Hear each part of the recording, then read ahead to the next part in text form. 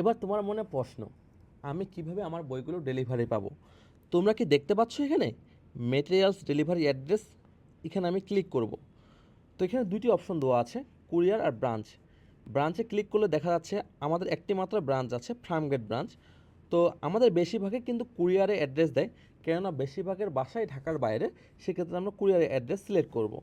তো জেলা নির্বাচনের ক্ষেত্রে আমি করব কি, যে যদি আমি আমার জেলাটাই দেখিয়ে দিই, ঠাকুরগাঁ দেখিয়ে দিলাম, উপজেলা নির্বাচন করুন। আমার উপজেলা পীরগঞ্জ। তারপর প্রশ্ন আছে কি, তোমার গ্রাম অথবা এলাকার নাম, রোড নাম্বার, বাসা নাম্বার সহ সিটি কর্পোরেশনের পূর্ণাঙ্গ ঠিকানা দাও। কেমন?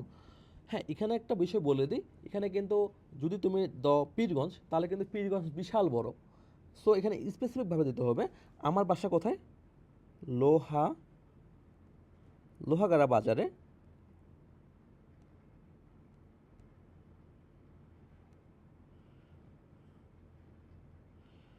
আমার বাসা লোহাগাড়া বাজার পীরগঞ্জে। সো আমি কিন্তু লোহাগাড়া বাজার পীরগঞ্জে দিলাম। তেমনি তোমার যদি ঢাকায় বাসা হয়, তোমার বাসা নাম্বার, রোড নাম্বার সকল কিছু দিয়ে দিবা, কারণ আমাদের বইগুলো হোম ডেলিভারি হবে। তারপর আমি সেভ করে দিব। সেভ করার পরে কিন্তু এডিট করার কোনো অপশন নেই। যা অ্যাড্রেস দিবা তা অবশ্যই ভাবে চিনতে দিবা।